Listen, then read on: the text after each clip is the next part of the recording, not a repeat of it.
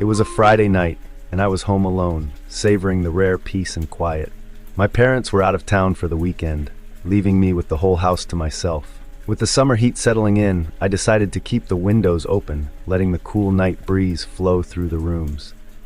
The sound of crickets filled the air, a soothing backdrop to my evening. I had just finished watching a movie and decided to make myself something to eat before heading to bed. I wasn't in the mood for anything elaborate, so I whipped up a quick pasta dish, tossing in some vegetables and chicken I found in the fridge. As I cooked, the familiar sounds and smells of the kitchen brought a sense of comfort. I plated my food, grabbed a drink, and settled at the kitchen table, enjoying the meal in the quiet solitude of the house. Just as I was finishing up, I noticed something odd. The motion sensor light in the backyard flicked on. My heart skipped a beat. It could have been a stray cat or a raccoon, but an uneasy feeling settled in my stomach. I tried to ignore it, focusing on finishing my meal, but I couldn't shake the growing sense of dread. Curiosity got the better of me, and I walked over to the window, peering out into the darkness. The backyard was bathed in the harsh white light, but nothing seemed out of the ordinary. The swing set swayed gently in the breeze, and the trees rustled softly. I waited a few minutes, but nothing moved, and the light eventually went off. I shook off the uneasy feeling and cleaned up the kitchen, putting away the leftovers and washing the dishes. As I headed upstairs to bed, I double-checked the locks on the doors and windows, trying to convince myself that everything was fine. About an hour later, just as I was drifting off to sleep, I heard it, a soft, rhythmic tapping. It was faint, almost imperceptible, but in the silence of the night, it was impossible to ignore. I sat up in bed, my heart pounding, and listened. The tapping continued, steady and deliberate. It was coming from the direction of my bedroom window. My bedroom was on the second floor, and there was no way anyone could be outside that window, unless they had a ladder. I hesitated, then slowly got out of bed and crept toward the window. The tapping stopped as I got closer, and I could feel my hands trembling as I reached for the curtain. I yanked it open, half expecting to see a face staring back at me, but there was nothing there. The backyard was empty, and the window was closed, the glass cool to the touch. I let out a shaky breath, trying to convince myself that I had imagined the sound. Maybe it was just a branch tapping against the house, or maybe I was still half asleep. I was about to close the curtain when something caught my eye. There, at the edge of the backyard, just beyond the reach of the motion sensor light, was a figure, a man. He was standing perfectly still, his back to me, facing the dark woods that bordered our property. My breath caught in my throat as I stared at the man, my mind racing. Who was he? What was he doing there? And why was he just standing there, so still, so silent? He didn't move, didn't make a sound, just stood there with his hands at his sides, staring into the woods. I quickly closed the curtain and backed away from the window, my heart pounding in my chest. I didn't know what to do. Should I call the police? My parents? I grabbed my phone, but my hands were shaking so badly that I could barely hold on to it. Before I could decide what to do, the motion sensor light flicked off, plunging the backyard into darkness. I waited, holding my breath, listening for any sound, any sign that the man was still there. But there was nothing, just the steady hum of the night. I sat on my bed, clutching my phone, debating whether to call the police. I felt silly. What would I tell them? That a man was standing in my backyard doing nothing? But something about the situation felt wrong, deeply wrong. I dialed 911. The dispatcher answered, and I explained the situation as calmly as I could, my voice trembling. They assured me that a patrol car would be sent to check things out. I stayed on the phone, waiting for the officers to arrive. When the police arrived, I heard their car pull up and saw the flash of blue lights through the curtains. I rushed downstairs to let them in, relieved that they were here. Two officers, a man and a woman, introduced themselves and asked me to show them the backyard.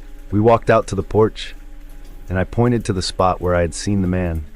The officers shined their flashlights around the yard, sweeping the beam across the trees and the grass. There was no sign of anyone.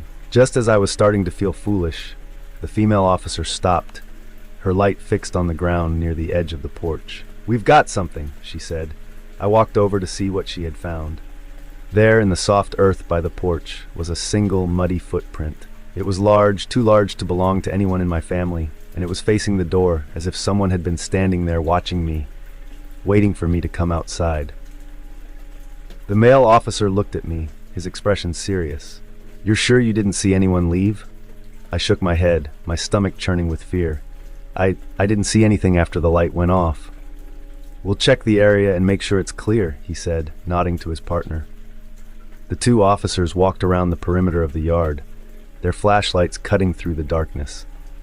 I stayed on the porch, my arms wrapped around myself, feeling more vulnerable than I ever had before. After what felt like an eternity, the officers returned. "We didn't find anyone," the male officer said, "but we'll have a patrol car keep an eye on the area tonight. If you see or hear anything else, don't hesitate to call us." I thanked them, though the knot of fear in my stomach didn't ease. The officers left, and I locked the door behind them, double-checking every lock and window before heading back to bed. I tried to sleep, but every creak of the house made me jump. Every rustle of the wind outside sent a fresh wave of anxiety through me. Morning finally came, and with it, the sense of dread that had hung over me all night began to lift. But the memory of the man in the backyard, of that single muddy footprint, stayed with me. I knew I would never forget it. When my parents returned that afternoon, I hesitated to tell them what had happened. I didn't want to worry them, but the fear was still gnawing at me. Eventually, I broke down and told them everything. My dad's face grew serious as I recounted the events of the night. He didn't waste any time. He called the police again, asking them to send someone out to investigate further. My mom tried to comfort me, but I could tell she was just as unsettled as I was. When the police arrived this time, it was two different officers. They took my story seriously and spent a good hour thoroughly searching the yard and the surrounding area. They found more footprints, leading away from our property and into the woods behind our house. The tracks were faint, but they were there. "We're going to have someone monitor this area closely for the next few days," one of the officers said. "If this person is still around, we'll catch him." My parents thanked the officers, but the atmosphere in our home remained tense. My dad even set up extra security cameras around the house, just in case. I knew they were trying to reassure me, but the unease lingered. That night, as I lay in bed, I couldn't stop thinking about the man in the backyard. Who was he? Why had he been standing there, staring into the woods? And what did he want? The questions swirled in my mind, keeping me awake long after the rest of the house had gone quiet. And deep down, I couldn't shake the feeling that whoever he was, wherever he had gone, he wasn't finished with me yet. When Lisa and I decided to return to the campsite, it wasn't because we wanted to relive the nightmare. We needed answers. Something had happened to us out there in the woods, something we couldn't explain, and it haunted us both. Kevin and Sam refused to go back, but Lisa and I couldn't shake the feeling that we had unfinished business. It had been a year since that terrifying night. We'd tried to move on, but the memories clung to us like a dark cloud. Every time I closed my eyes, I saw that face, heard that voice. Lisa admitted she was having the same nightmares. We figured the only way to put it to rest was to confront whatever was out there. We left early in the morning, the drive silent and tense. The road felt longer this time, more oppressive. The trees seemed to close in on us, as if they knew we were coming back. By the time we reached the old trailhead, the sun was already dipping below the horizon, casting long shadows across the forest floor. "We should have come earlier," Lisa muttered, but we both knew why we hadn't. Daylight wouldn't help us. Whatever had haunted us a year ago came out at night. We set up camp in the exact same spot as before. The lake was still, the air heavy with anticipation. We barely spoke, just going through the motions. It felt wrong, like we were tempting fate. As the last light of day faded, we sat by the fire, the silence between us thick with unspoken fear. I kept scanning the tree line, half expecting to see that twisted grin peeking out from the darkness. Lisa seemed lost in her own thoughts, her eyes distant. "Maybe this was a mistake," she finally said, her voice trembling. I didn't respond. I didn't need to. We both knew it was. But we were here now, and there was no turning back. The night was quiet at first, almost too quiet. We sat by the fire, the flames casting eerie shadows on the trees around us. Every crackle of the wood made us jump. We were waiting, listening for that growl, that whisper, and then just like before, it started. The low growl echoed through the trees, sending a chill down my spine. Lisa's hand gripped my arm, her nails digging into my skin. We both turned toward the sound, our flashlights cutting through the darkness. "Do you see anything?" Lisa whispered, her voice barely audible. I shook my head, even though she probably couldn't see it. The growling grew louder, closer, just like last time. But this time, there was something else. A rustling in the bushes, the unmistakable sound of footsteps. "Who's there?" I called out, my voice shaking. There was no answer, just the sound of those footsteps, moving around us, circling us. I could feel my heart pounding in my chest, the adrenaline coursing through my veins. Then the whispering started. "Tom." It was faint, almost drowned out by the growling, but it was there. That same voice, the one that had haunted my dreams for the past year. I felt Lisa's grip tighten, and I knew she heard it too. "What do you want?" Lisa shouted into the darkness, her voice cracking. But there was no reply, just more footsteps, more growling. And then, out of the corner of my eye, I saw it. Movement in the trees, a figure darting between the shadows. I turned my flashlight toward it, but it was gone before I could catch a clear glimpse. Lisa swung her light around frantically, but there was nothing there. "We need to leave," I said, trying to keep my voice steady. But before we could move, the zipper of Lisa's tent began to slowly unzip, just like mine had the year before. "No," Lisa whispered, backing away. But we were frozen, unable to move as the zipper inched open. The growling stopped, replaced by a deafening silence. The tent flap opened fully, revealing nothing but darkness. And then out of the shadows that face appeared again, pale, hollow-eyed, grinning. This time, it was more than just a face. A figure began to emerge, stepping out of the tent as if it had been hiding inside all along. It was tall, impossibly thin, with long limbs that seemed to stretch unnaturally. It moved slowly, deliberately, its grin never wavering. "Tom, Lisa," the voice crooned, but it didn't come from the figure's mouth.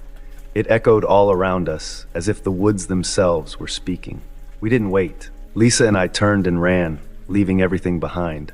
We tore through the forest, branches slashing at our faces, roots threatening to trip us. The growling followed us, the footsteps pounding in our ears. But we didn't stop. Not until we reached the car and sped away, the tires kicking up gravel as we fled. We never spoke about what we saw that night. Not to each other. Not to anyone. We left everything behind. Our gear, our questions, our fear, hoping to leave the memories behind too. But I know deep down that it's not over. I still hear that voice in my dreams, still see that twisted grin when I close my eyes, and I know that one day it will come for me again.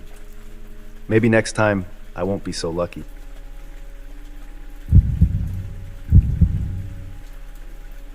I've been an officer for a while now, and I've dealt with my fair share of strange cases, but nothing like what happened that night. It started with a call, one that seemed routine at first, but quickly turned into something that still gives me chills whenever I think about it. It was just after midnight when the call came in.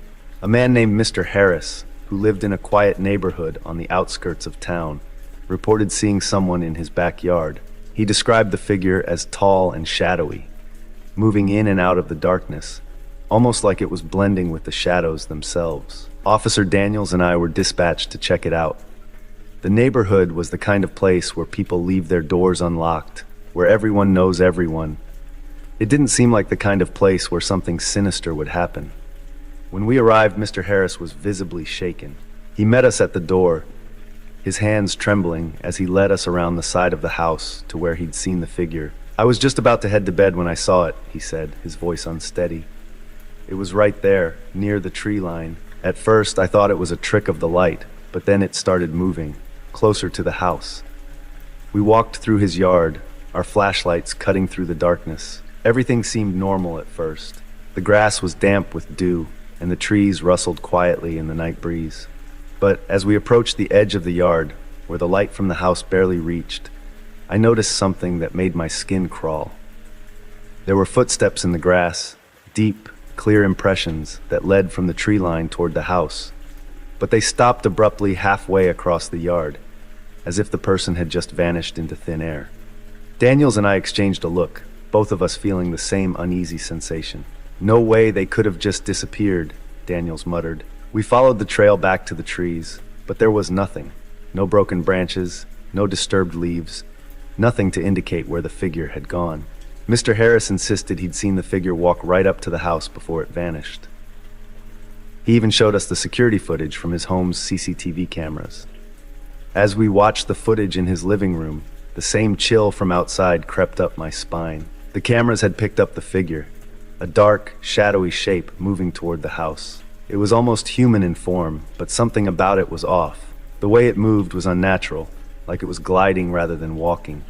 But just like in the yard, the figure disappeared halfway across the lawn. 1 second it was there, the next it was gone, like it had stepped into a different dimension.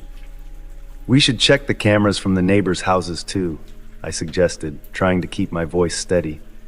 We spent the next hour going from house to house, waking up bleary-eyed neighbors and asking to see their security footage. Each one showed the same thing, the shadowy figure moving through the yards, heading toward Miss Harris's house, but always disappearing before it reached the door.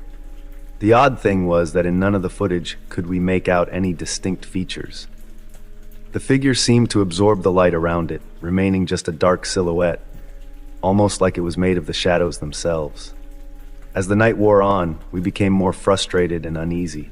There were no clues, no evidence, nothing to trace. It was as if this figure wasn't really there, or worse, as if it was something beyond our understanding. Back at the station, we reviewed the footage over and over, trying to find anything that might explain what we'd seen.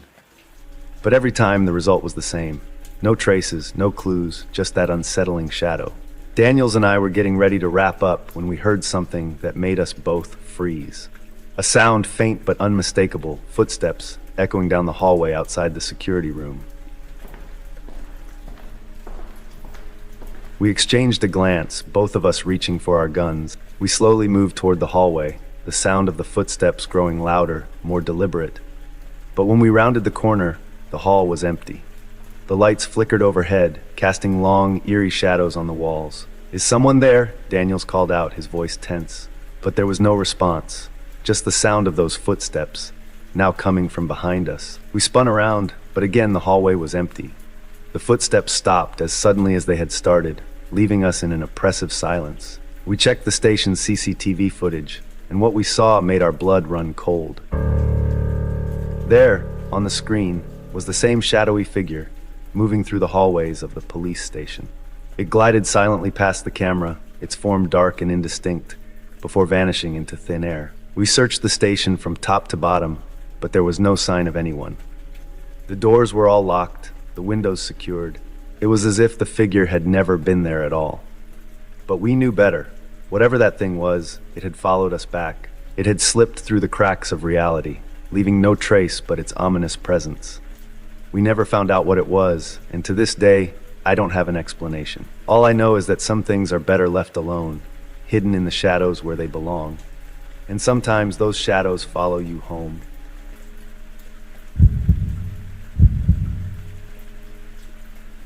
A few years ago, I was looking to sell an old laptop I no longer used. I decided to list it on Craigslist, hoping to get a decent price for it. I didn't think much of it at the time. I'd bought and sold things on Craigslist before without any issues. Within a day, I received a message from someone interested in buying the laptop. The person, who went by the name Mike, seemed polite and eager to make the purchase. We agreed to meet up at a nearby coffee shop the next day. When I arrived at the coffee shop, I spotted Mike right away. He was an average-looking guy in his late 30s, wearing a baseball cap and sunglasses. Something about him seemed a little off, but I shrugged it off as nerves. We made small talk for a few minutes, and then I handed him the laptop to inspect. He asked a few questions about its condition, and I answered them honestly. After a bit of back and forth, he agreed to buy it, and we completed the transaction. As I was about to leave, Mike suddenly asked if I could help him set up the laptop. I hesitated for a moment, but figured it wouldn't take long, so I agreed. We sat down at a table, and I showed him how to connect to Wi-Fi and set up his account. After a few minutes, Mike started asking personal questions, like where I lived and whether I was married. His tone became increasingly unsettling, and I started to feel uncomfortable. I gave vague answers, trying to keep the conversation as short as possible. Finally, I made an excuse to leave, saying I had to meet a friend. Mike's expression darkened, and he grabbed my arm as I stood up. He leaned in close and whispered, "I know where you live." I pulled away from him, heart pounding, and hurried out of the coffee shop. I didn't look back, but I could feel his eyes on me as I walked to my car. Once I got home, I immediately blocked his number and deleted my Craigslist account, hoping that would be the end of it. But it wasn't. That night, I couldn't shake the feeling of unease. Every little noise made me jump, and I found myself constantly looking out the windows. I tried to tell myself I was just being paranoid, but deep down, I knew something was wrong. Around midnight, as I was getting ready for bed, I heard a faint knock on my front door.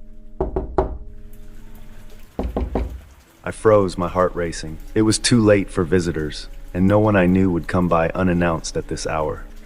I slowly approached the door and peered through the peephole, but there was no one there. Just as I was about to chalk it up to my imagination, I heard it again. 3 distinct knocks, this time louder. I took a step back, unsure of what to do. The thought of Mike knowing where I lived sent chills down my spine. I waited in silence for a few minutes, but the knocking stopped. I cautiously opened the door, but the porch was empty. I quickly locked the door and double-checked all the windows, making sure everything was secure before heading to bed. I didn't sleep much that night, and the next morning, I convinced myself that it had just been kids messing around. But as the day went on, I couldn't shake the sense of dread that had settled in. That evening, just as the sun was setting, I heard footsteps outside my house. They were slow, deliberate, and seemed to be circling the property. I tried to tell myself it was just a neighbor or someone walking their dog, but the footsteps grew closer, eventually stopping right outside my window. I held my breath, listening intently. After a few moments of silence, there was a soft knock on the window. My blood ran cold as I realized whoever was out there knew exactly where I was in the house. I grabbed my phone and dialed 911, my hands trembling. The operator told me to stay on the line until the police arrived. As I waited, the knocking continued, moving from window to window as if taunting me. Finally, the police arrived, but by the time they searched the area, there was no sign of anyone. They took a report and promised to keep an eye on the neighborhood, but I could tell they didn't take it seriously. For the next few nights, the footsteps and knocking continued. It always happened around the same time, just after sunset, and no matter how quickly I called the police, they never found anything. One night, the knocking was more frantic, almost aggressive. I was hiding in my bedroom when I heard it, footsteps on the stairs, slow and heavy, followed by a loud bang on my bedroom door. I screamed, backing away as the door shook with each hit. Then, just as suddenly as it started, it stopped. Silence filled the room, but I could still hear my heart pounding in my ears. The police arrived within minutes, but again, they found nothing. No signs of forced entry, no footprints, nothing. It was as if whoever or whatever was tormenting me could disappear at will. Desperate and terrified, I decided to move out of that house. I found a new place across town, and for a while, things seemed to return to normal. But every now and then, late at night, I still hear those phantom footsteps outside my window, and I can't help but wonder if Mike ever really went away. I never shared this experience with anyone, but recently I watched a video about Craigslist horror stories on YouTube. The channel Mr. had stories eerily similar to mine. If anyone else is going through something like this, I hope they find this story and know they're not alone. A few years back, I used to work the overnight shift at a small gas station on the edge of town. It was the kind of place where time seemed to stand still, especially during those late hours. The station was surrounded by thick woods, and the only light came from the flickering neon sign outside and the dim bulbs inside the store. On most nights, it was eerily quiet, with only the occasional customer stopping by, usually truckers or locals passing through. One night, around 2 a.m., I was restocking shelves when I noticed a car pull into the parking lot. It was an old, beat-up sedan, the kind that looked like it had seen better days. What immediately struck me as odd was that the headlights were off, despite the complete darkness outside. The car rolled slowly to a stop near the entrance, but no one got out. I watched it for a few minutes, expecting the driver to eventually step out, but the car just sat there, engine idling. I started to feel uneasy. Something about the situation felt off. Maybe it was the way the car had crept in so silently, or the fact that the driver didn't seem to be in any hurry to come inside. I decided to stay behind the counter, keeping a close eye on the car. After a while, the engine turned off and the car went dark. I expected the driver to come inside, but still, no one did. The car door didn't open, and there was no movement inside. It was as if the car had been abandoned right there in the lot. The unease in my stomach grew stronger. I tried to peer through the windshield to see the driver, but the darkness made it nearly impossible. All I could make out was a vague silhouette sitting in the driver's seat. I considered calling my manager, but something told me that whatever was happening, it wasn't something they could help with. Suddenly, the car's horn blared, a loud, jarring noise that shattered the silence of the night. I jumped, my heart pounding in my chest. The horn stopped just as suddenly as it started, and the car fell silent again. I stood there, frozen, waiting for something else to happen. A few moments later, the car's headlights flicked on, blinding me with their sudden brightness. I squinted, trying to see who was inside, but the glare was too intense. Just as quickly as they had turned on, the headlights went off, plunging the lot back into darkness. Then, the car door slowly creaked open. My breath caught in my throat as a figure stepped out.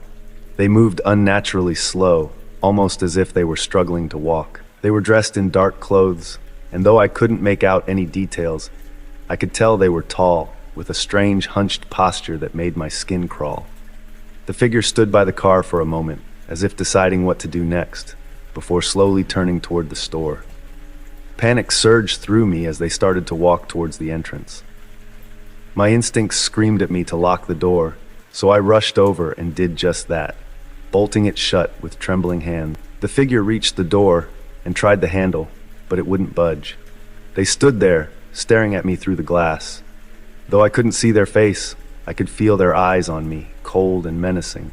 They leaned in closer to the door, pressing their forehead against the glass, and I could hear their ragged breathing. Then, they whispered something, their voice so faint that I had to strain to hear it. It was unintelligible, a low murmur that sent shivers down my spine. I was frozen in place, terrified, when suddenly they banged on the glass with their fist. The sound echoed through the empty store, and I jumped back, heart racing. The figure let out a low, guttural laugh, a sound that was more animalistic than human. Without another word, they turned around and walked back to the car. I watched, still too shocked to move, as they got in, started the engine, and slowly drove away, disappearing into the darkness of the road. I stood there shaken until my shift ended. The next day, I told my manager what had happened, but they just shrugged it off as a prank. But I knew that whatever, or whoever, it wasn't just a prank. I could still hear that haunting laugh in my head, and I couldn't shake the feeling that I had narrowly escaped something far worse. I quit the job shortly after. To this day, I can't shake the feeling that whoever, or whatever that was, they might come back. And if they do, I won't be there to greet them. I've worked the night shift at St. Mary's Hospital for about 5 years now. It's a small, aging facility tucked away in a quiet town where nothing much happens. The halls are usually dead silent, except for the occasional beep of a monitor or the soft footsteps of a nurse making rounds. It's not exactly a place you'd expect to find anything terrifying, but I've learned that the night shift can bring out some strange things. It was a Wednesday night, the kind where the air feels heavier, as if something's about to happen. I was stationed at the nurses' station on the 3rd floor, which was reserved for long-term patients. It's an eerie place at night, with only a few dim lights illuminating the corridors, and the patients often asleep or too weak to move. Around 2 a.m., I noticed something unusual on the security monitors. One of the cameras showed a figure standing at the end of the hall near room 305. It was strange because that room was supposed to be empty. The patient had passed away just a few days earlier, and the room hadn't been cleaned yet.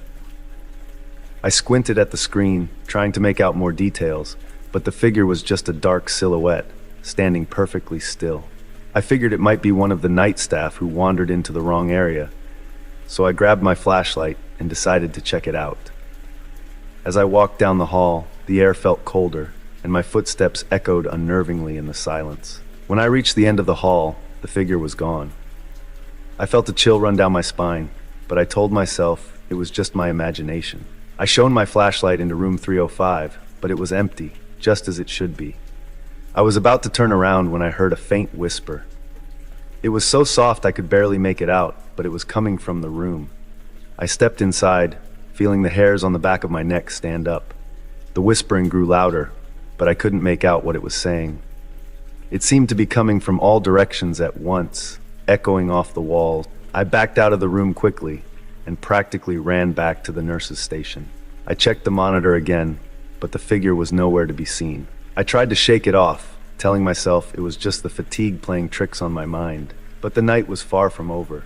Around 3 a.m., I was making my rounds when I heard a loud crash from one of the rooms on the second floor. I rushed down the stairs and found room 217 in chaos. The patient's bed had been overturned, and the room looked like a storm had passed through it. The patient, an elderly man with dementia, was huddled in the corner, shaking and muttering incoherently. I tried to calm him down, but his eyes were wide with terror. "She's coming for me," he kept repeating. "She's coming to take me." I asked him who he was talking about, but he just kept muttering the same thing over and over. I eventually had to call the on-call doctor to sedate him. I left the room feeling uneasy. The old man's words echoed in my head, and I couldn't shake the feeling that something was wrong. I decided to review the security footage again, hoping to find some explanation for what had happened. As I fast-forwarded through the footage, something caught my eye.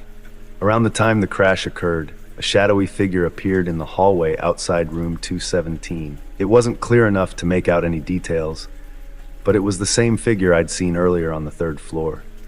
My heart started racing as I watched the figure glide down the hall and disappear into room 217 just moments before the crash. There was no explanation for it. The halls were empty. No one else had been on that floor at the time. I felt a deep sense of dread settle over me. I'd heard stories from some of the older staff about strange things happening in the hospital, but I'd always dismissed them as just that, stories. Now I wasn't so sure. I spent the rest of the night on edge, jumping at every little sound. The whispering in room 305, the crash in room 217, the figure on the monitors. It all seemed too much to be a coincidence. But there was nothing I could do except wait for my shift to end. When the morning finally came, I handed over my report to the day staff and left the hospital as quickly as I could. I didn't mention the figure I'd seen or the whispering voice. I wasn't sure if anyone would believe me, and honestly, I wasn't sure if I believed it myself. I still work the night shift at St. Mary's, but I'm always on high alert now. I've seen that figure a few more times since that night, always just at the edge of the camera's view, always disappearing before I can investigate. I don't know who or what it is, but I have a feeling it's tied to the hospital's dark past. And every time I pass by room 305, I can still hear that faint whispering, just barely audible, as if it's calling out to me. I try to ignore it, but deep down, I know it's only a matter of time before whatever's haunting St. Mary's decides to show itself again.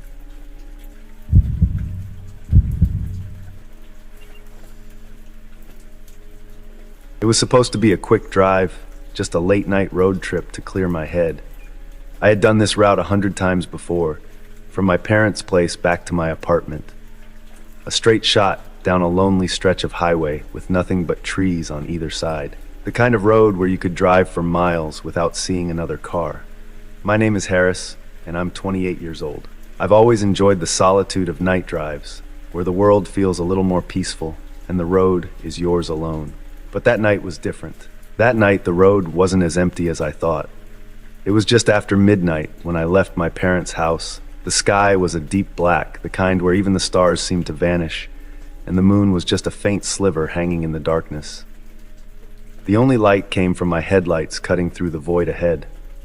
My car, a well-worn but reliable Honda Civic, hummed steadily beneath me as I navigated the familiar turns.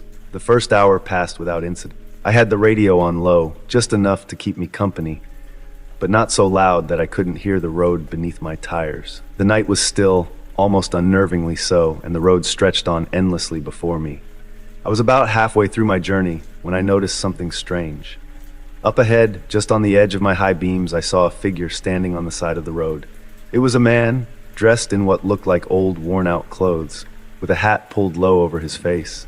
He appeared to be in his 50s, with a grizzled beard and long, unkempt hair that stuck out from under his hat. He was just standing there, staring out into the darkness. I slowed down as I approached, wondering if he needed help, but something about him made me hesitate. His posture was unnerving, too rigid, too still. As I passed him, I glanced over, expecting him to turn toward my car, maybe wave me down. But he didn't move. He just kept staring straight ahead, as if I didn't exist. A chill ran down my spine, but I kept driving, telling myself it was nothing. Just some drifter, or maybe a hitchhiker who decided not to bother me. But the further I drove, the more uneasy I felt. Another hour passed, and I tried to put the encounter out of my mind. The road seemed to stretch on forever, and I began to notice that I hadn't seen any other cars for a while. Not a single pair of headlights in either direction. Just me and the empty road. Then, out of nowhere, I saw the figure again. This time he was standing on the opposite side of the road, still facing the same direction, still motionless. I couldn't believe it. There was no way he could have gotten ahead of me. I hadn't passed any cars, and there were no side roads he could have taken. My heart started pounding as I sped past him, not daring to look directly at him this time. I kept my eyes on the road, trying to ignore the growing sense of dread that was creeping up my spine. But then, not 10 minutes later, I saw him again. This time, he was standing in the middle of the road, directly in my path. I slammed on the brakes, my car screeching to a halt just a few feet in front of him. The man didn't move, didn't flinch. He just stood there, staring at me through the windshield, his face hidden in shadow. His clothes were tattered, and his skin had a pallor that made him look almost ghostly in the dim light. I honked the horn, but he didn't react. Panic was setting in, and I didn't know what to do. I couldn't just sit there, but I couldn't drive forward without hitting him. Finally, I threw the car into reverse and backed up as quickly as I could. The figure didn't move, just kept staring. My heart was racing, and I could feel the sweat on my palms as I gripped the steering wheel. Then, just as suddenly as he had appeared, the figure vanished. One moment he was there, and the next, the road was empty.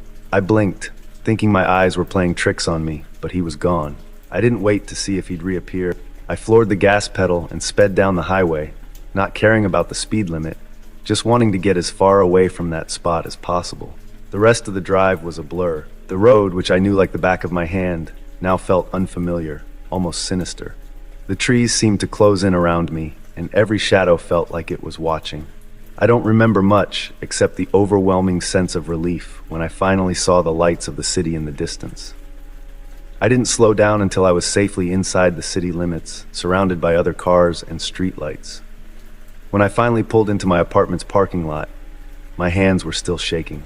I sat there for a long moment, trying to process what had happened. Who or what had I seen on that road? How had he kept appearing in front of me? I never took that road at night again. I couldn't shake the feeling that something was out there, watching, waiting. And every time I drive through that part of the highway, even during the day, I can't help but glance to the side of the road, half expecting to see that figure standing there, staring into the darkness. It's been weeks now, and I still think about that night. I wonder if anyone else has seen him, or if he's still out there, waiting for the next unsuspecting traveler to cross his path. All I know is that whatever I saw that night, it wasn't something I ever want to encounter again.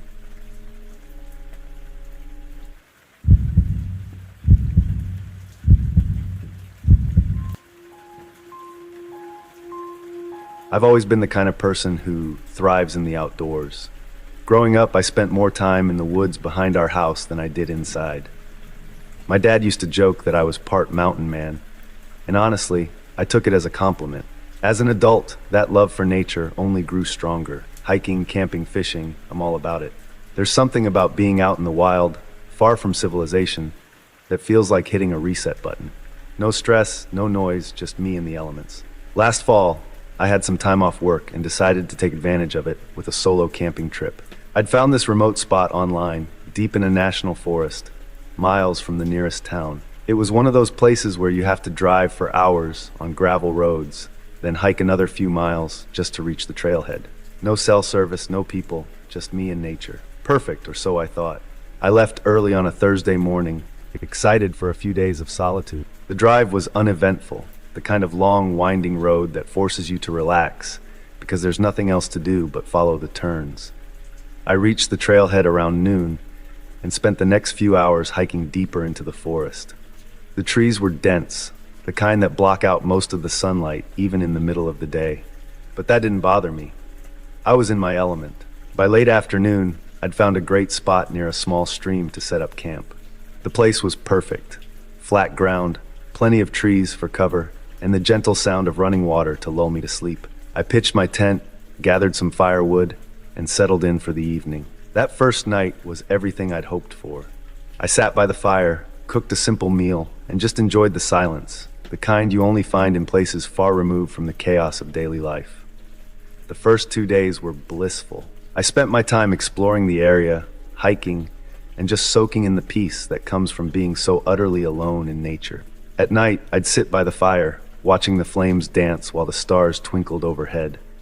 It was exactly what I needed, a break from everything and everyone. But on the third night, something changed. I just finished eating dinner and was sitting by the fire, staring up at the sky. The stars were out, and the moon was just a sliver, casting a faint glow over the landscape. It was quiet, as it had been every night, with only the occasional rustle of leaves or the distant call of an owl. But then, out of nowhere, I heard it. A soft rustling, like something moving through the underbrush, coming from the woods behind me. I figured it was just an animal, maybe a deer or a raccoon. I'd seen plenty of wildlife during my hikes, and it wasn't unusual to hear animals moving around at night. But there was something different about this sound. It wasn't just a quick rustle and gone. It kept going, getting closer, then stopping. I couldn't shake the feeling that whatever was out there wasn't just passing by. It was watching me.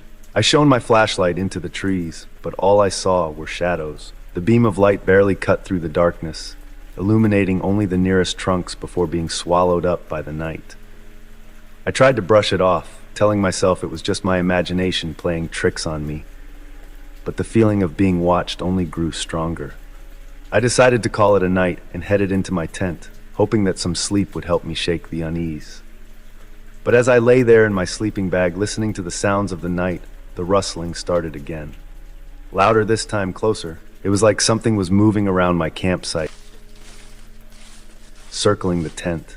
Every time I thought it had stopped, it would start up again, coming from a different direction. And then I heard it, breathing. Low, almost guttural, like something huge was just outside the tent. So close I could almost feel it. My heart was pounding, but I forced myself to stay still, listening. I've camped in these woods dozens of times, and I've never felt anything like this. The breathing was getting louder, closer, until it was right outside the tent, barely a few feet away. I could feel the air getting colder, the kind of cold that seeps into your bones and makes your breath come out in shaky puffs. And then just as suddenly as it started, it stopped. The rustling, the breathing, everything. The woods went dead silent. No crickets, no rustling leaves, nothing. That silence was somehow worse than the noise. It was like the whole forest was holding its breath, waiting for something to happen.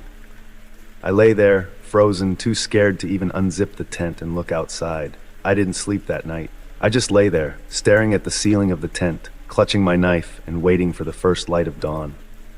When the sun finally started to rise, I didn't waste any time. I packed up my gear as quickly as I could and got out of there. The hike back to the trailhead felt like the longest I'd ever done. Every snap of a twig, every rustle of leaves had my heart racing. I kept looking over my shoulder, half expecting to see something following me, but there was nothing. Just the quiet, empty woods. When I finally reached my car, I felt a wave of relief so strong I nearly collapsed. I threw my gear in the back seat and drove out of there without looking back. It's been a few months since that trip, and I still can't explain what happened. Maybe it was just an animal, something bigger than I realized. But deep down, I know it wasn't. There was something out there that night, something that didn't want me in its territory. I still go hiking and camping, but I haven't been back to that spot, and I never will. There's something in those woods, something that doesn't belong, and I'm not about to give it a reason to find me.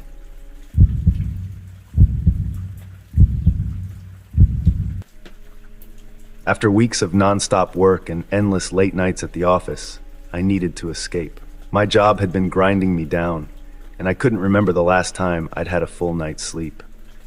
So when the weekend rolled around, I packed up my gear and headed out for a solo camping trip. Just a couple of days to clear my head, breathe in some fresh air, and hopefully catch up on sleep. I chose a spot deep in a national forest, miles away from any sign of civilization. It was a place I'd camped at before, far off the beaten path, where I could be alone with my thoughts.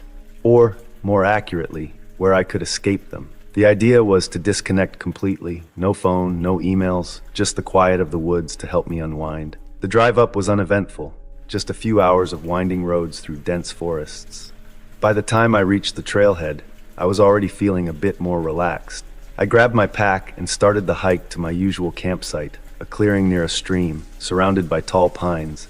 The walk was sounds peaceful. Of birds and the rustle of leaves in the breeze, slowly easing the tension that had built up over the past few months. By the time I reached my spot, the sun was beginning to dip below the horizon. I set up my tent, gathered some firewood, and got a small fire going. I was so exhausted from work that I didn't even bother cooking a proper meal. Just heated up a can of beans and ate them straight out of the can. My mind was still buzzing with thoughts from the office, but the quiet of the woods was starting to drown them out.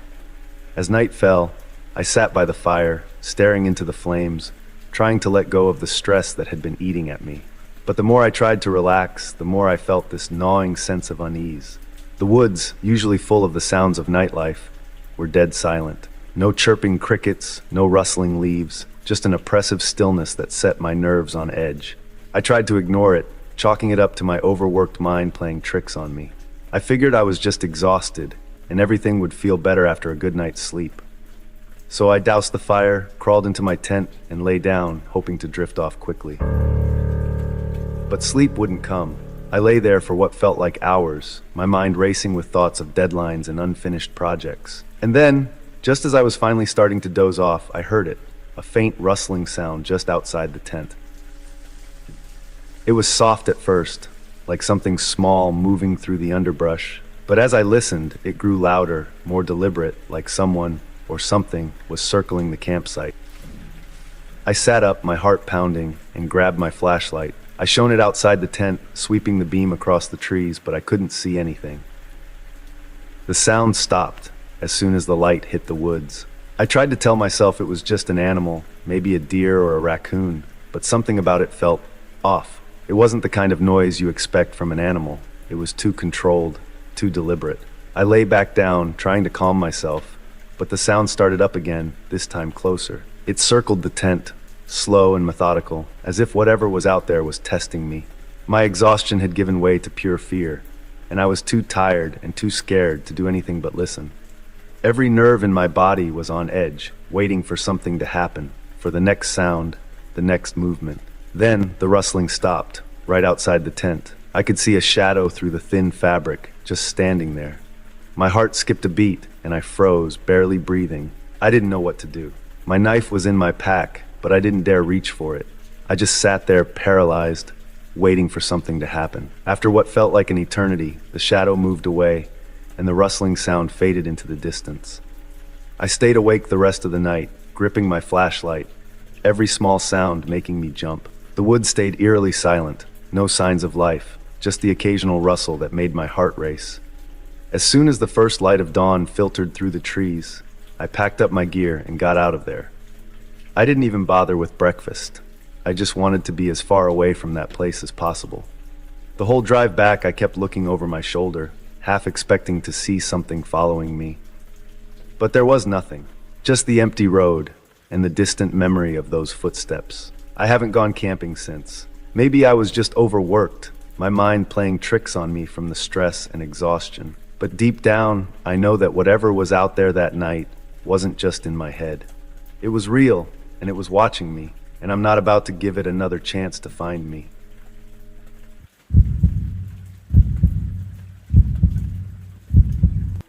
The idea was simple: escape the relentless stress of city life with a peaceful weekend in the woods. I found a remote spot deep in the forest, far from the usual trails, where I could be completely alone.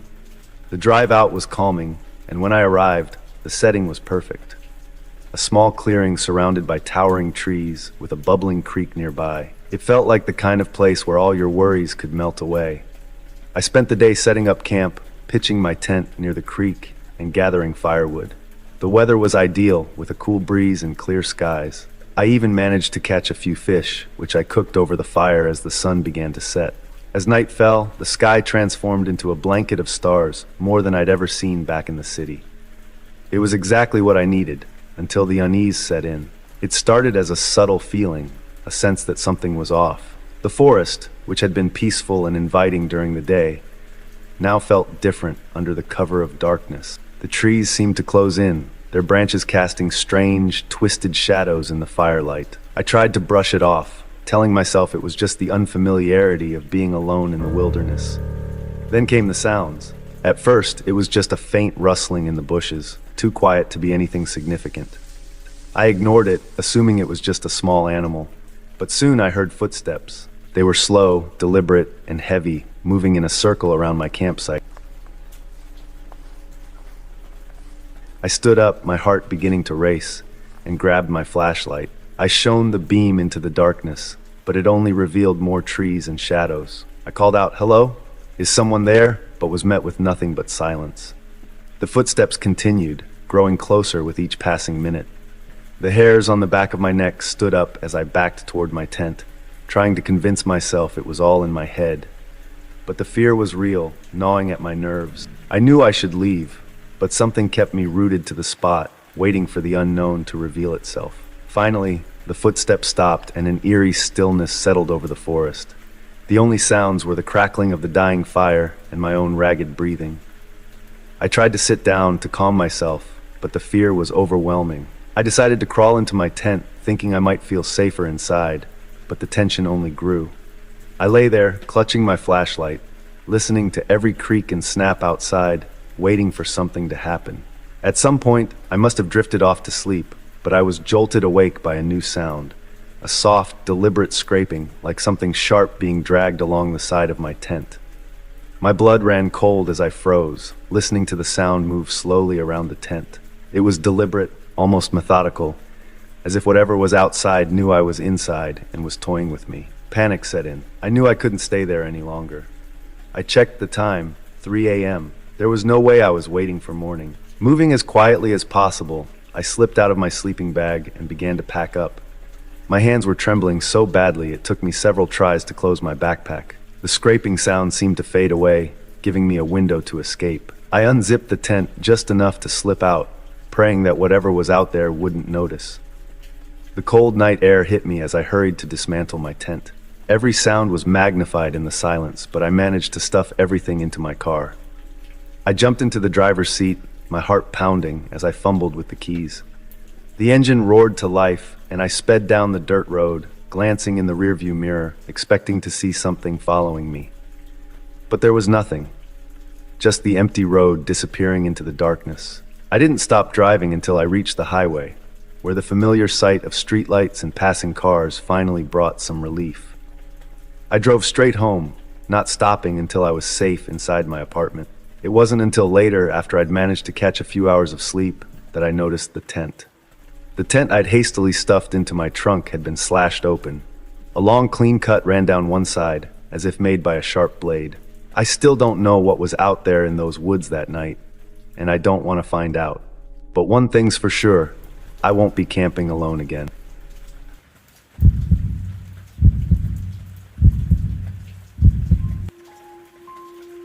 There's something about driving late at night that I usually find calming. The empty roads, the hum of the engine, the way the world seems to shrink to just the reach of your headlights. It's peaceful. But that night, the road felt different. The darkness was thicker, the silence heavier, and I couldn't shake the feeling that something was wrong.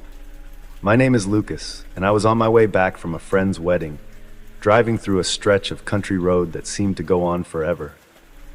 It was well past midnight, and the only light came from my headlights cutting through the inky blackness ahead. I hadn't seen another car for miles, and my phone had no signal. I was alone, or so I thought. As I rounded a bend, my headlights caught something on the side of the road. A figure, standing in the grass just beyond the pavement. My heart skipped a beat. It was a man, his thumb out in the universal sign for a hitchhiker. He was tall. For a split second our eyes met, and I felt a chill run down my spine. I don't usually pick up hitchhikers, especially not in the middle of nowhere at night. But something about the look in his eyes, the desperation, the fear, made me hesitate. What if he was in trouble? What if he really needed help? Against my better judgment, I slowed down and pulled over a few feet ahead of him. He jogged up to the car, his footsteps barely audible over the sound of the wind rustling through the trees. I rolled down the window just enough to talk to him, keeping my hand near the door lock. "Need a ride?" I asked, trying to keep my voice steady. He nodded quickly, his eyes darting nervously up and down the road. "Yes, please. Just up the road a bit. My car broke down, and there's no signal out here."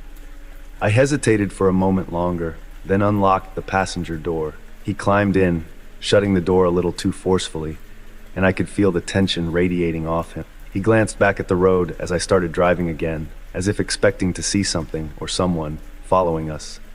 We drove in silence for a few minutes, the only sound the tires on the wet pavement. I stole a glance at him out of the corner of my eye. He looked to be in his late 30s, with deep lines on his face that spoke of exhaustion and worry. His clothes were muddy, and his hands were dirty, but there was no sign of a car crash or injury. "So," I began, trying to break the uneasy silence. "Where's your car?" "Back a few miles," he replied, his voice tight. "Ran out of gas. I've been walking for a while now." I nodded, though something didn't add up. I hadn't passed any broken-down cars on the way, but maybe I'd missed it in the darkness. I kept driving, hoping to see the lights of a gas station or a town soon, but the road just stretched on and on.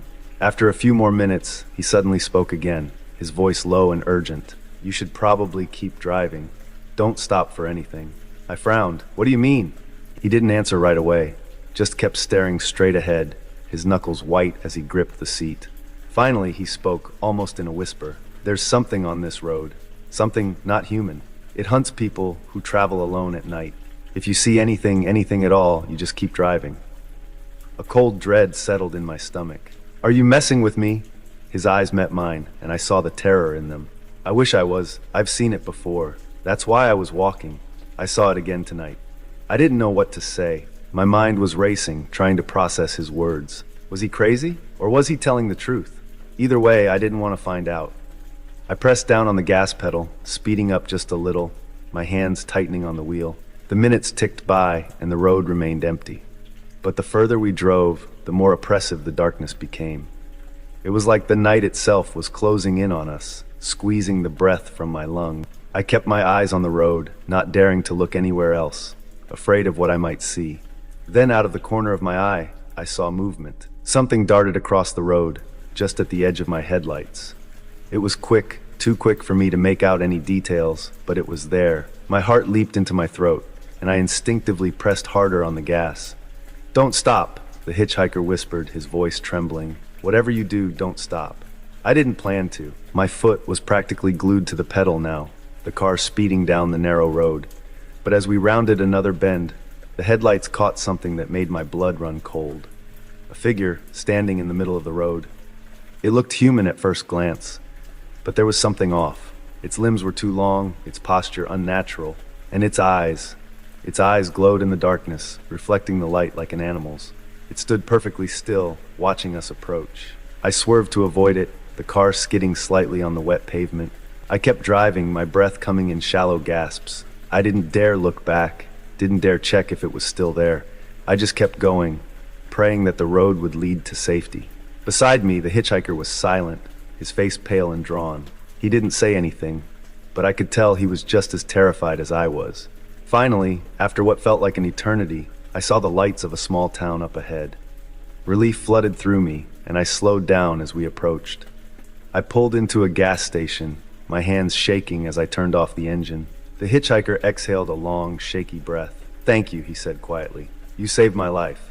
I nodded, too shaken to respond. He got out of the car, but before he closed the door, he looked at me one last time. "Be careful on these roads. You never know what's out there." With that, he disappeared into the night, leaving me alone in the car, my heart still racing. I sat there for a few minutes, trying to calm down. Finally, I pulled out my phone and checked for a signal. It was back, so I quickly dialed the local police. When they answered, I explained what had happened, how I'd picked up a hitchhiker who claimed something was hunting people on the road. The officer on the other end listened carefully, then asked for the man's description and the direction we'd come from. I gave them everything I could remember, then waited in the car for them to arrive. When they did, they took my statement and checked the area. But they didn't find anything. No broken down car, no signs of the hitchhiker, nothing. It was as if he'd never existed. They assured me they'd keep an eye out, but I could tell they didn't really believe me. I didn't blame them. The whole thing sounded crazy, but I knew what I'd seen, and I knew I'd never drive that road alone at night again.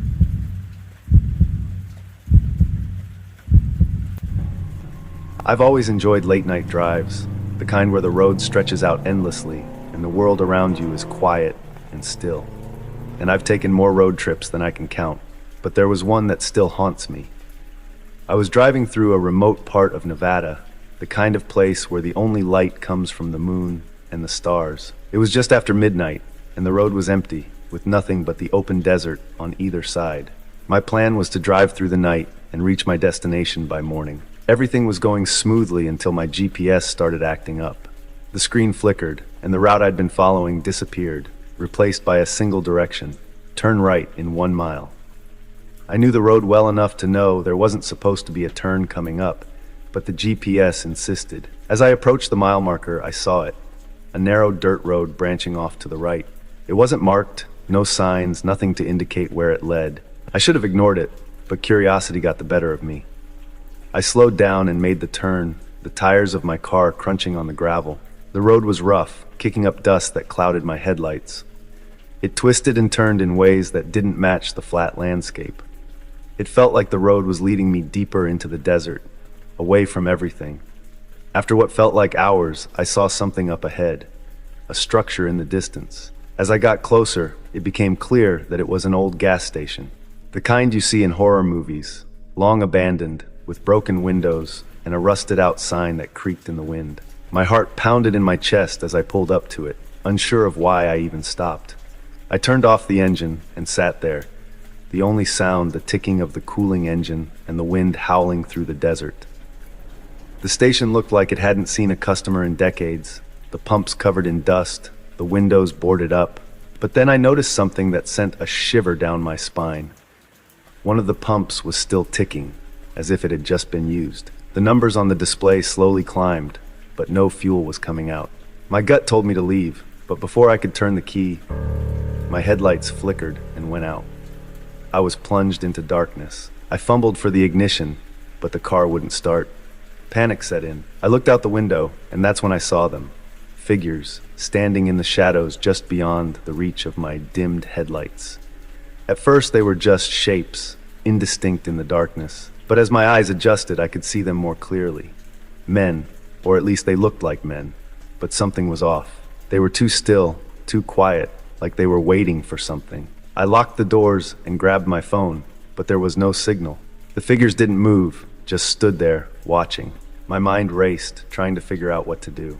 I knew I couldn't stay there, but my car was dead, and those things were blocking my only way out. Then, as suddenly as they appeared, the figures began to move, slowly at first, then faster, closing in on my car. Their faces were obscured, but I could feel their eyes on me, cold and menacing. I didn't wait to see what they wanted. I grabbed my flashlight and bolted out of the car, running toward the gas station. The door was unlocked, and I slammed it shut behind me, my heart pounding in my chest. I pressed my back against the door, breathing hard, trying to listen for any sound outside. But all I could hear was the wind and the creaking of the old building. I scanned the room with my flashlight. The inside was just as decrepit as the outside. Dust-covered shelves, empty coolers, and a counter with an old, rusted cash register. But something caught my eye, a set of keys lying on the counter next to an old map. I grabbed the map and saw that it had the same road I'd been driving on, but with one difference. This dirt road wasn't on it. I had no idea where I was or how I'd ended up there. My mind raced, trying to figure out a way to get back to the highway. I thought about waiting until morning, but the idea of spending the night in that place, with those things outside, was too much. Then I heard it, a scratching sound, coming from the back of the building. I swung the flashlight around, trying to find the source. The scratching grew louder, more insistent, like something was trying to get in. My heart pounded in my ears as I backed away, keeping the light trained on the back door. Suddenly the door burst open, and the figures from outside poured in. They moved quickly, too quickly, their movements unnatural and jerky. I didn't have time to react. One of them grabbed me, its grip cold and strong. I struggled, but it was no use. The last thing I saw before everything went black was the thing's face, twisted and inhuman, with eyes that glowed in the darkness. When I came to, I was back in my car, parked on the side of the highway. The sun was just starting to rise, casting long shadows across the desert. I sat up, my head pounding, and looked around. The dirt road was gone, the gas station nowhere in sight. My car started up without a problem, and the GPS showed my original route. I drove away as fast as I could, not daring to look back. To this day, I don't know what happened that night, or what those things were. But I've never taken that route again, and I never will. There are places in this world that don't belong on any map, roads that lead to nowhere, and I pray that I never find one again.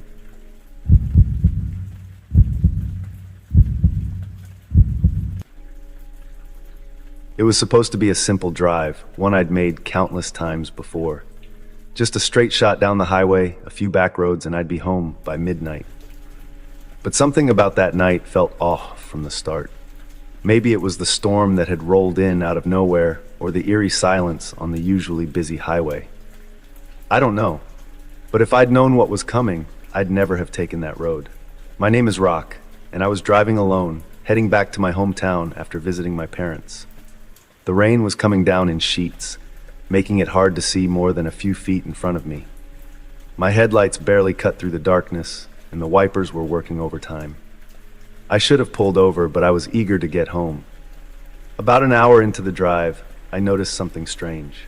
There was a car behind me, an old beat-up sedan, following me at a distance. At first, I didn't think much of it, but after several miles, it was still there, keeping the same distance. Every time I switched lanes, it did the same. When I sped up, it matched my speed. When I slowed down, it slowed too.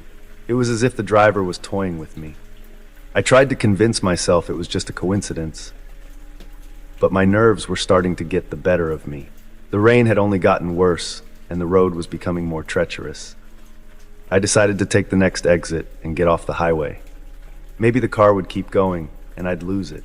I took the exit, and to my relief, the car didn't follow. I breathed a sigh of relief as I merged onto the back road. It was darker here, with only the occasional streetlight illuminating the way. The road was narrow, winding through dense woods, and the rain made it even more difficult to navigate. But then, as I rounded a bend, my heart nearly stopped. The same car was parked on the side of the road, its headlights off, as if it had been waiting for me.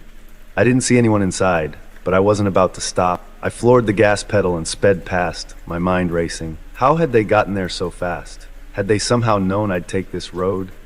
My phone buzzed on the passenger seat, and I grabbed it, hoping it was a text or call that would distract me from the growing fear. But when I looked at the screen, my blood ran cold. It was a notification from an unknown number.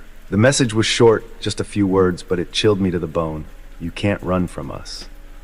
Panic set in. I glanced in my rearview mirror, half expecting to see the car behind me again, but the road was empty. I tried to calm myself, telling myself it was just some sick joke. Maybe a friend messing with me. But deep down, I knew that wasn't it. The road ahead seemed to stretch on forever, with no sign of civilization.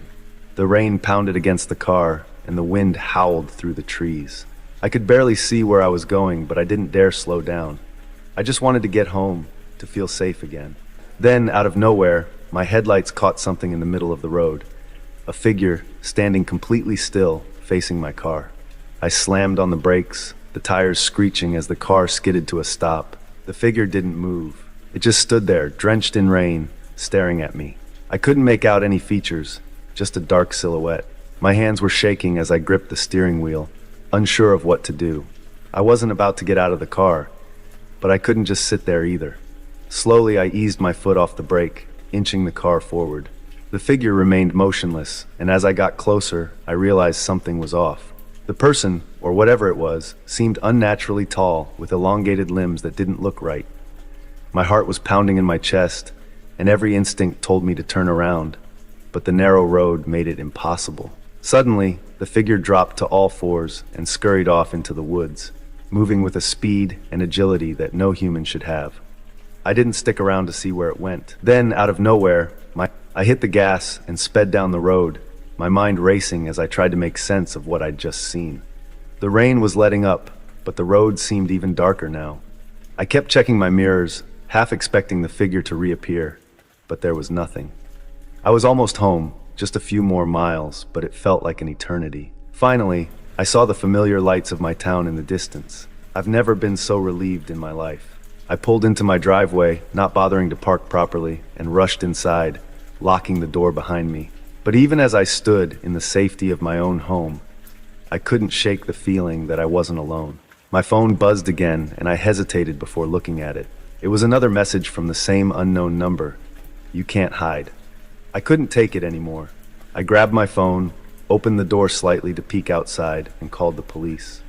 My hands trembled as I explained what had happened, how I'd been followed, and the messages I'd received. They told me to stay inside, that they'd send someone to check things out. Within minutes, a patrol car arrived, its lights flashing as it pulled into my driveway. 2 officers got out and knocked on the door. I let them in and showed them the messages. They seemed concerned but calm, assuring me that they'd find out who was behind it. They asked if I'd seen the car's license plate, but in the chaos, I hadn't. One of the officers took my phone to examine the messages, while the other searched outside. I watched from the window, my heart still pounding, as the officer scanned the road and the surrounding area. After what felt like an eternity, they came back inside. The officer who'd searched the area shook his head. "No sign of anyone out there," he said. "And there's no record of the number that sent you those messages. It's like it doesn't exist." I stared at them in disbelief. But you saw the messages, right? Someone was following me.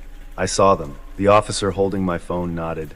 But there's nothing to trace. No data from the messages, no car on the road, nothing. We'll keep an eye on the area tonight, but there's not much else we can do. They left shortly after, leaving me alone with my thoughts.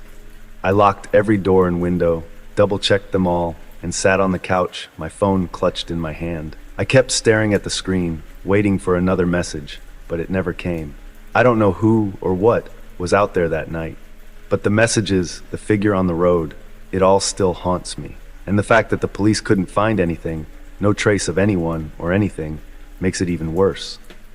I haven't driven that road since, and I never will again.